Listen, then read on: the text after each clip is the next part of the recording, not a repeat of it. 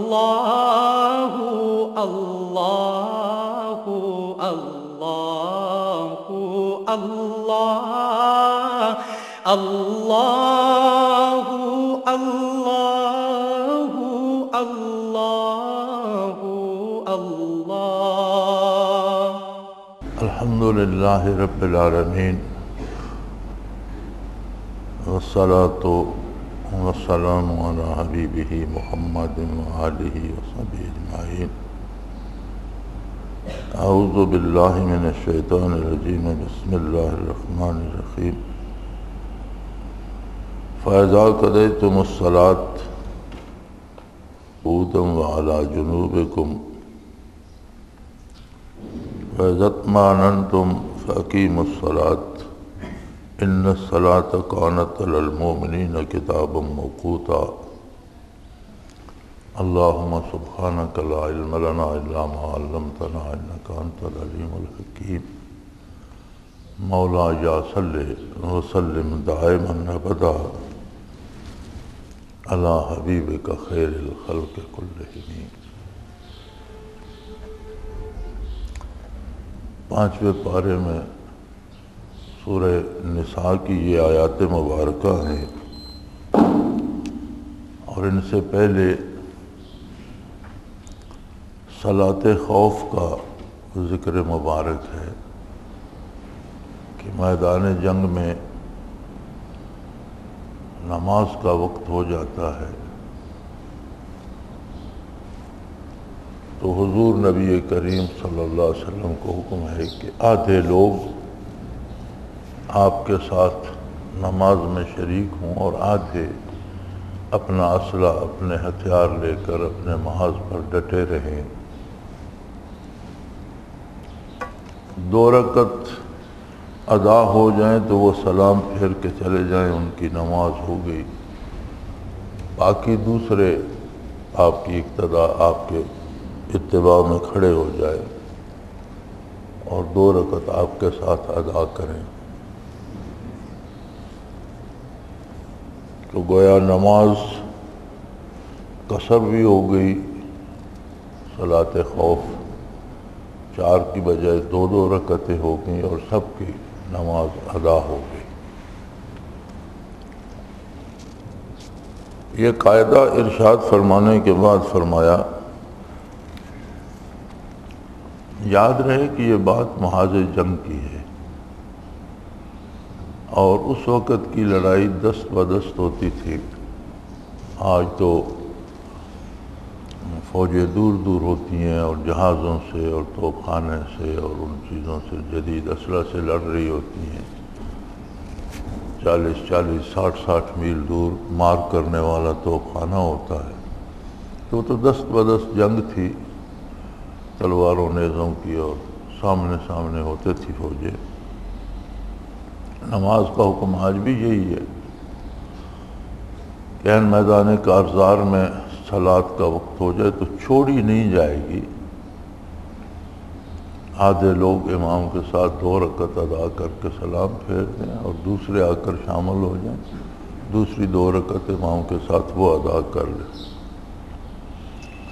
فرمایا فَإِذَا قَضَيْتُمُ الصَّلَاةَ، جب تم اپنی یہ نماز یعنی صلاۃ خوف ادا کر چکو، فَاذْكُرُوا اللَّهَ قِيَامًا وَقُعُودًا وَعَلَى جُنُوبِكُمْ، تو جس حال میں بھی ہو، کھڑے ہو، بیٹھے ہو یا لیٹے ہوئے ہو، اللہ کا ذکر کرتے رہو.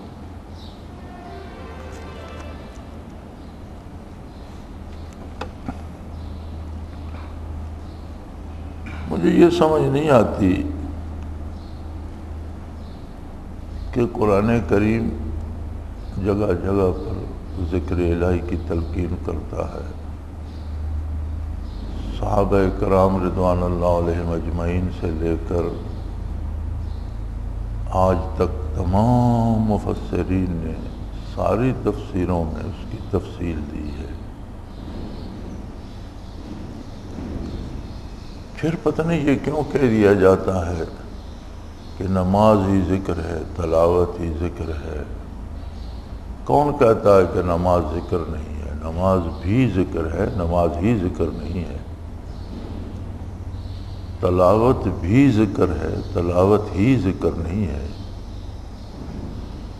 کوئی کام جو شریعت کے مطابق بندہ کرتا ہے وہ عملاً ذکر ہے، اس میں اللہ کی یاد موجود ہے، شریعت احکام الہی کا مجموعہ ہے۔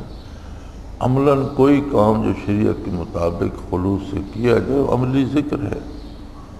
زبانی کوئی بھلی بات کہی جائے وہ لسانی ذکر ہے، چہ جائے کہ اللہ کی تسبیح کی جائے، درود شریف پڑھا جائے، تلاوت کی جائے۔ اس کے علاوہ بھی جو بھلی بات کی جاتی ہے یا اصلاح کی بات کی جاتی ہے یا اچھی بات کی، وہ ذکر ہے، زبانی ذکر ہے۔ پھر باوضو دست بستہ بارگاہ عزتی میں کھڑا ہو کر اللہ کی سکھائی ہوئی دعا،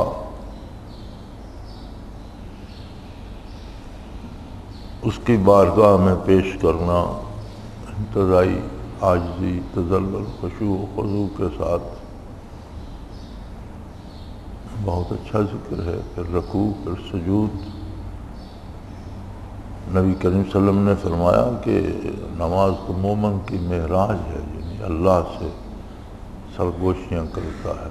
فَإِنَّهُ يُنَاجِي رَبَّهُ، اپنے رب سے اپنا دل کی بات کہہ رہا ہے۔ لیکن ان میں سے کوئی بھی بات ایسی نہیں جو مسلسل ہو، ہر بات کی حدود قیود ہیں، ختم ہو جاتی ہے۔ فرمایا ٹھیک ہے، نیک عمل جہاد کر رہے ہو، اس سے بڑا عمل کیا ہوگا؟ شہادتیں نصیب ہو رہی ہیں، اس سے بڑا مرتبہ کیا ہوگا؟ کفر کے خلاف میدان جنگ میں موجود ہو، آتش و آن کی بارش ہو رہی ہے، نماز قصر ہو گئی، آدھوں نے 2 رکعتیں پڑھی، پھر دوسرے آدھوں نے پڑھی، لیکن جب یہ رکعتیں ختم ہو جائیں اپنے مورچے پہ چلے جاؤ، تلوار بکف ہو، لڑ رہے ہو، چھپ کر گھات لگا کر بیٹھے ہو، کہیں لیٹ کر دشمن کا انتظار کر رہے ہو، یا کوئی لمحہ آرام کا مل گیا ہے، کمر سیدھی کر رہے ہو، تو ٹھیک ہے سارا کام کرو، لیکن فَاذْكُرُوا اللَّهَ قِيَامًا وَقُعُودًا وَعَلَىٰ جُنُوبِكُمْ، کھڑے بیٹھے لیٹے ذکر الہی کرتے رہو۔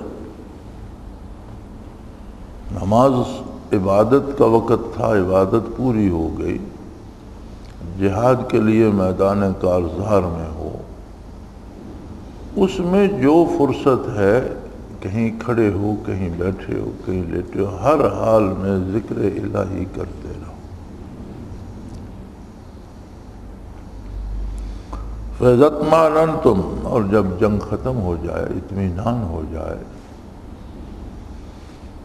فَأَقِیمُوا الصَّلَاةَ، تو عبادات کو قائم کرو۔ قائم کرنے سے مراد یہ ہوتی ہے، ایک تو اپنی صلاۃ جو ہے اس کا اہتمام کرے، وقت کا لحاظ رکھے، وضو صحیح طریقے سے کرے، لباس صاف ستھرا ہو، پاکیزہ ہو، جگہ اچھی ہو، یا مسجد قریب ہے تو مسجد میں پہنچے، باجماعت پڑھے پورے اہتمام سے۔ اور دوسرا مراد اس سے یہ ہوتی ہے قیام صلاۃ سے کہ دوسروں کو بھی اس کا قائل کرے تاکہ یہ قائم ہو۔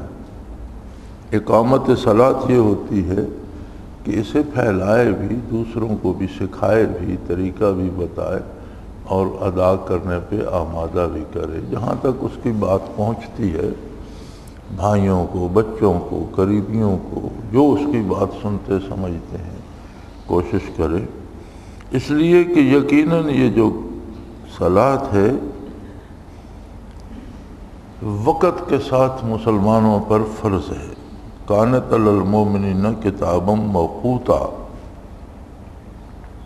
اپنے وقت کے ساتھ فرض ہے۔ اب اس وقت اٹھ کر ہم کہیں جی ہم زور پڑھ لیں تو وہ نہیں ہوگی،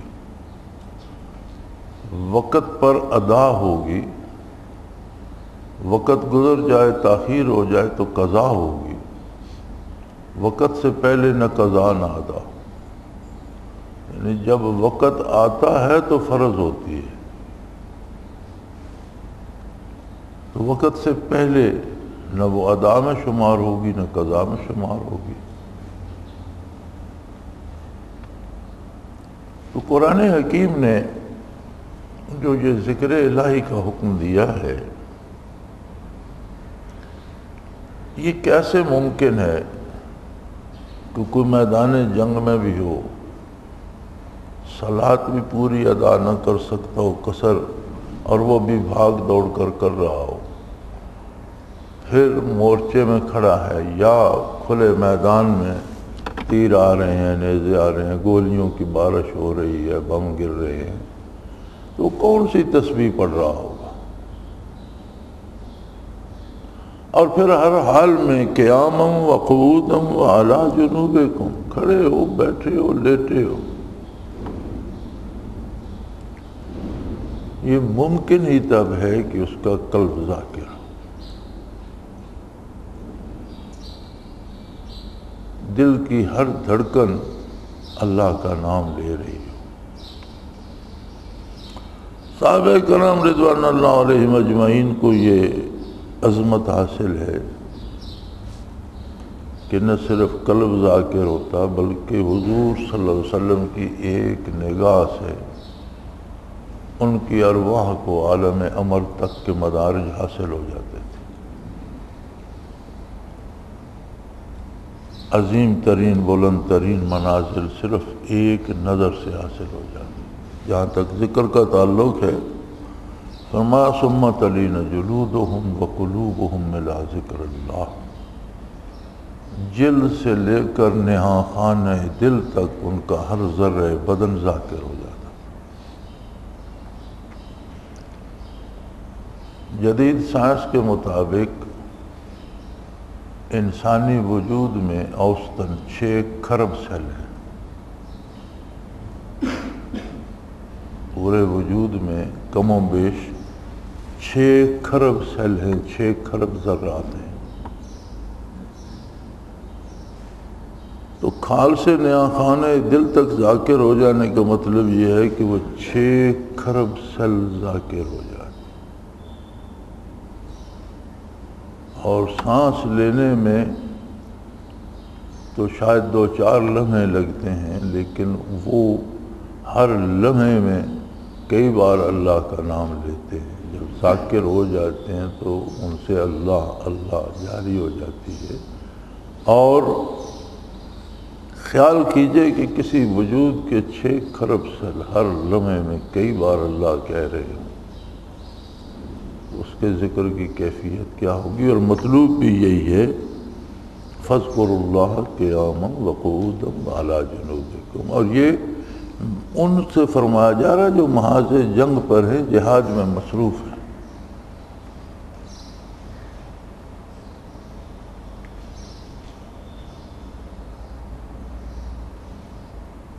ورنہ تو دوسری جگہ ارشاد ہوتا ہے ان فی خلق السماوات والارض واختلاف اللیل والنہار لآیات لأولی الالباب۔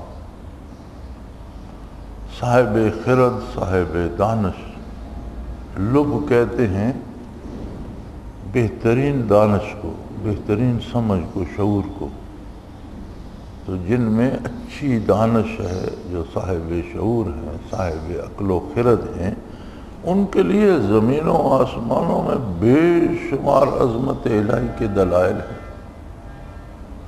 لیکن وہ باشعور لوگ کون ہیں؟ قرآن کریم خود آگے تعیین فرماتا ہے، الذین یذکرون اللہ قیاما وقعودا وعلی جنوبہم۔ صاحب شعور وہ لوگ ہیں جن کا کوئی لمحہ غفلت میں نہیں جاتا، کھڑے ہوں، بیٹھے ہوں یا لیٹے ہوں، سو رہے ہوں، اللہ کا ذکر جاری رہتا ہے۔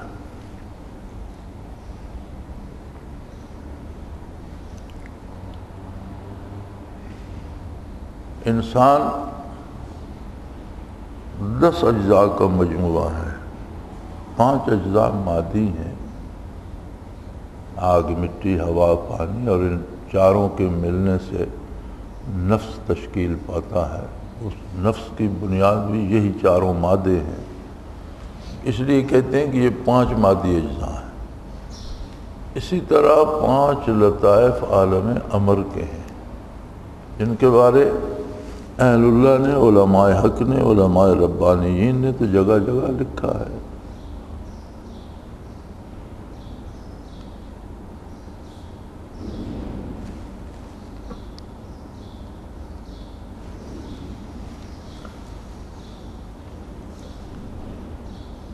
قلب، روح، سری، خفی، اخوا، یہ 5 لطیفے عالم امر سے ہیں۔ یہ روح کی اساس ہے۔ جس طرح بدن کی بنیاد عناصر اربع اور ان کے ساتھ نفس مل جاتا ہے، اسی طرح روح کی بنیاد یہ 5 لطائف ربانی ہیں جو عالم امر سے اس کے ساتھ آئے۔ پھر ان کے ساتھ 6ٹھا لطیفہ نفس شامل کیا جاتا ہے کہ اس کو بھی ذکر الہی سے آشنا کیا جائے، اور 7واں لطیفہ سلطان الاذکار ہوتا ہی یہ ہے کہ بدن کا ہر ذرہ ذاکر ہو جائے۔ تو گویا کسی کو اگر 7 لطائف نصیب ہو گئے اور اس نے ان پہ مجاہدہ کیا، محنت کی، حلال کھایا، سچ بولا اور اپنا وقت ان پہ لگایا، محنت کی، حضرت رحمۃ اللہ تعالیٰ علیہ فرمایا کرتے تھے کہ میں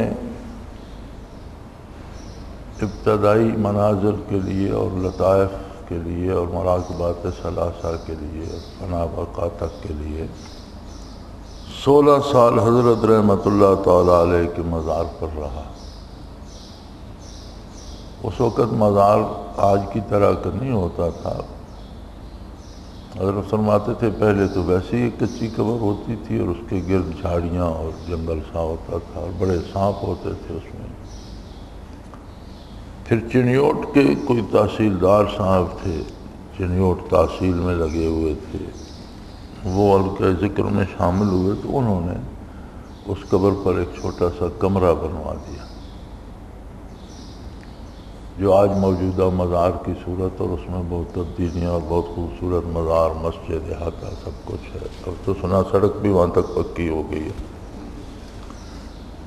تو بہرحال فرماتے تھے کہ 16 سال میں میرا معمول یہ تھا کہ جب فصل کا وقت آتا تو میں گھر آتا تھا، زمین مزارین کو دی ہوئی تھی، ان سے اپنے حصے کی فصل وصول کرتا، گھر والوں کو اخراجات کے لیے دیتا، اپنا خرچہ ساتھ لے جاتا، کوئی دانے بھوسا بیچ کر جو رقم وصول ہوتی، اور پھر اگلی فصل تک وہیں رہتا۔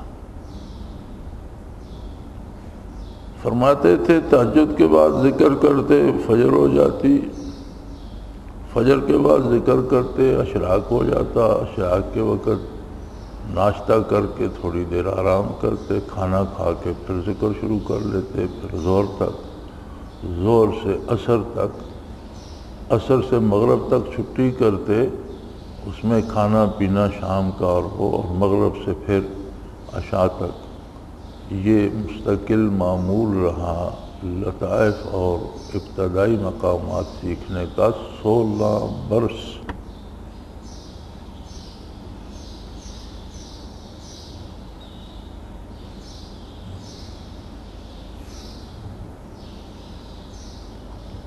جو لوگ تقسیم کرتے ہیں یا جنہیں اللہ کریم یہ سعادت بخشتا ہے، انہیں مفت ڈھیر نہیں مل جاتی کہ وہ بانٹ رہے ہوتے ہیں، ان کا بڑا مجاہدہ، بڑی محنت اور عمریں خرچ ہوتی ہیں، زندگیاں لگتی ہیں۔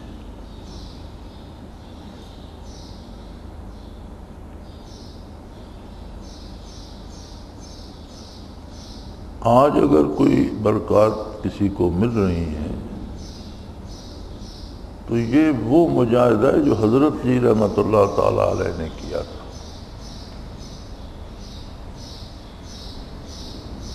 میں ہوں یا کوئی اور ہے تو ہم تو اس کا ایک درمیانی سبب بن گئے، ہم سے تو وہ مجاہدہ نہیں ہوا، ہم نے تو وہ نہیں کیا۔ ان کی محنت کے اثرات و نتائج ہیں جو آگے تقسیم ہو رہے ہیں۔ لہذا کسی کو اپنی بڑائی کے ذوق میں مبتلا نہیں ہونا چاہیے کہ میں بڑا بزرگ ہو گیا ہوں کہ میری وجہ سے اتنے لوگوں کو فائدہ ہوا۔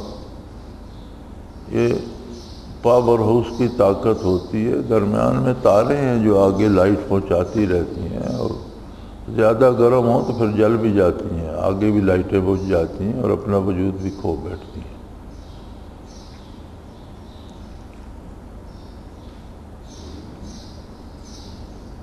تو اس نظر سے دیکھا جائے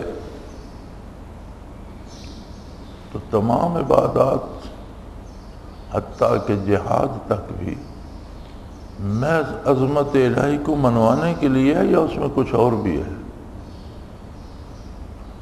اور اگر دوسروں سے یا کائنات میں یا انسانیت سے عظمت الہی منوانا چاہتا ہے کوئی، تو پہلے اپنے وجود کو، اپنے دل کو تو فتح کرے، اپنے آپ سے تو منوائے۔ جس چیز پہ آپ کو خود اعتماد نہیں ہے دوسرے سے اسے منوانا ممکن نہیں ہے۔ کوئی بھی بات دنیا کی بھی لے لیں، ایک بات پہ آپ کو مکمل یقین نہیں تو دوسرے کو یقین کس طرح دلوا سکتے؟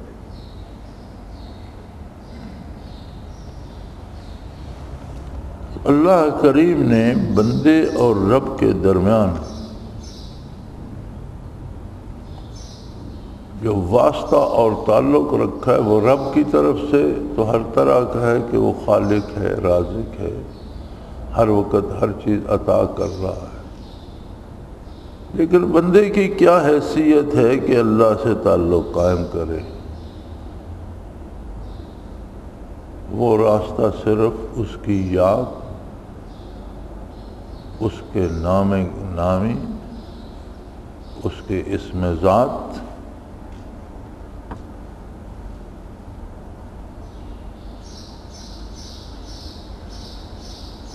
اور اس کے ذکر کا راستہ ہے۔ اور اگر سلطان الاذکار تک لطائف بھی نصیب ہو جائیں تو یہ اتنی بڑی دولت ہے کہ 6 کھرب سیل ذاکر ہو جاتے اور ہر آن ہر لمحہ اللہ کا نام اس کے وجود کے ذرے ذرے سے بلند ہوتا رہتا۔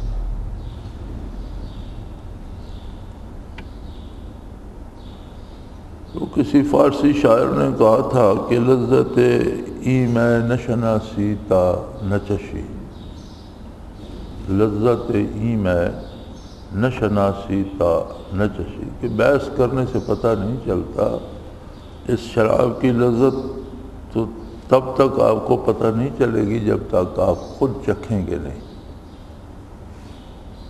تو یہ ذکر الہی کی دلیلیں، بیانات، باتیں اپنی جگہ، پتہ تب چلتا ہے جب خود پہ کچھ وارد ہو، جب خود کیا جائے، جب اس کے لیے محنت کی جائے، خود کو کوئی ذرا نصیب ہو، تو پھر پتہ چلتا ہے کہ اس کی کیفیات کیا ہے۔ کیونکہ سننے سنانے سے تو دلائل دیے جا سکتے ہیں، احکام الہی سنائے جا سکتے ہیں، سنت رسول مقبول صلی اللہ علیہ وسلم کا ذکر خیر کیا جا سکتا ہے، طریقہ بتایا جا سکتا ہے، تلقین کی جا سکتی ہے، تاکید کی، لیکن محسوس تو نہیں کیا جا سکتا۔ کیفیت محسوس کرنے کے لیے تو کیفیت دل میں آئے گی تو محسوس ہوگی۔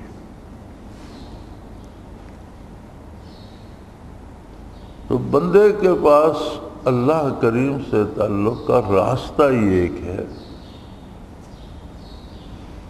کہ ہر دم ہر لمحہ اس کی یاد اس کے دل میں بس جائے، اس کا ذکر اس کی زبان سے لے کر وجود کے ذرات تک رچ بس جائے، اور ہر لمحہ اللہ اللہ ہوتی رہے۔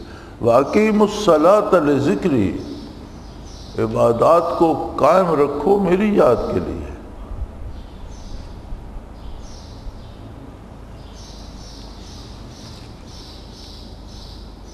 تو یہ کوئی رسمی پیری مریدی یا رواجی اجتماع نہیں ہوتا، یہ دنیاوی امور کے لیے بھی نہیں ہوتا، یہ اللہ کا کرم ہے۔ یہ الگ بات ہے کہ کوئی بندہ سجدہ کرتا ہے، دعا کے لیے ہاتھ اٹھاتا ہے تو وہ اس کی مصیبتیں ٹال دیتا ہے، وہ کریم ہے۔ اسی طرح کوئی اس کی یاد کے لیے جمع ہوتا ہے تو اس کے وہ دنیاوی مسائل بھی حل کر دیتا ہے تو وہ کریم ہے، اس کا کرم ہے۔ لیکن اس کا مقصد صرف اور صرف یاد الہی ہے، اللہ کی یاد کو، اللہ کے نام کو، اس کے ذکر کو دل میں، دل کی گہرائیوں میں، لطائف میں، سارے وجود میں بسا لینے کے لیے۔ اگر کسی کو یہ نعمت نصیب ہو گئی تو اس نے مقصد پا لیا۔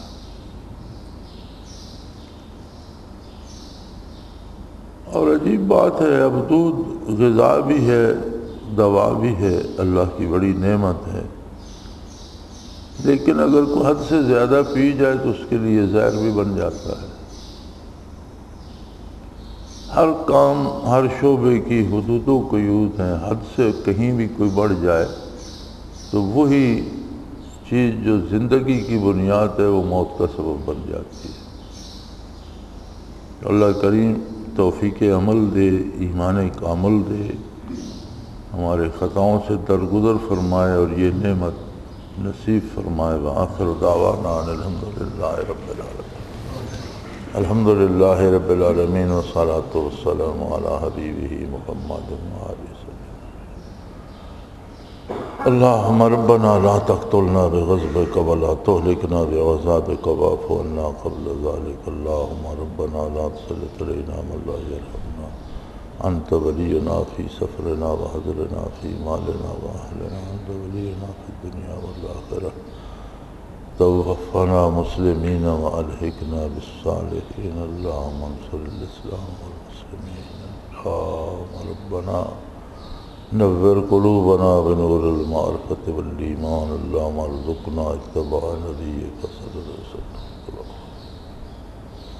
اللہم یا شافی الامراض، یا دافع البلیات، یا قاضی الحاجات، اقضِ حاجاتنا۔ وصلی اللہ تعالی علی حبیبہ محمد وآلہ وسلم برحمتک یا رحمن۔ اللہ اللہ اللہ اللہ اللہ اللہ اللہ اللہ۔ حضرت امیر محمد اکرم آوان مد ظلہ العالی دارالعرفان منارہ ضلع چکوال میں سالہ سال سے قرآن و حدیث کے اوپر خطابات کر رہے ہیں اور سلسلہ نقشبندیہ اویسیہ کے مطابق لوگوں کو ذکر الہی کی تربیت دے رہے ہیں۔ وہ قرآن پاک کی تفسیر ترتیب وار بیان کر رہے ہیں۔ تفسیر قرآن کو وہ موجودہ ملکی اور بین الاقوامی حالات کے مطابق بیان کرتے ہیں۔ موٹر وے سے کلر کہار کے انٹرچینج سے نکلتے ہوئے، کلر کہار کی جھیل سے ہوتے ہوئے میانی، بوچھال اور نور پور سے گزرتے ہوئے دارالعرفان منارہ پہنچ سکتے ہیں۔ حضرت امیر محمد اکرم آوان نے بچیوں اور بچوں کی دینی اور دنیاوی تعلیم کے لیے سقارہ اکیڈمی کے نام سے ایک درسگاہ بھی قائم کی ہے، جس کا افتتاح ملک پاکستان کے صدر جنرل محمد ضیاء الحق نے اپنے دست مبارک سے کیا تھا۔ وہ تمام احباب جو اسلام کی طلب رکھتے ہیں ان سے گزارش ہے کہ دارالعرفان منارہ ضلع چکوال میں امیر محمد اکرم آوان صاحب کے خطابات سے مستفید ہوں۔ وہ ہر جمعے کو نماز سے پہلے بیان فرماتے ہیں۔ ہر ماہ کی پہلی اتوار کو ماہانہ اجتماع ہوتا ہے جس میں آپ خصوصی خطاب فرماتے ہیں اور پاکستان کے چاروں صوبوں سے احباب اس اجتماع میں شرکت کرتے ہیں۔ اس کے علاوہ یہاں سال میں 2 مرکزی اجتماعات بھی ہوتے ہیں، ایک رمضان المبارک میں اعتکاف کا اجتماع اور دوسرا جولائی اور اگست میں 40 دن کا اجتماع ہوتا ہے جس میں روحانی تربیت کی جاتی ہے۔ اپنا خون سیماب دے کر اتنا ہم کر جائیں گے، نام آقا کا چمن میں پھر رقم کر جائیں گے۔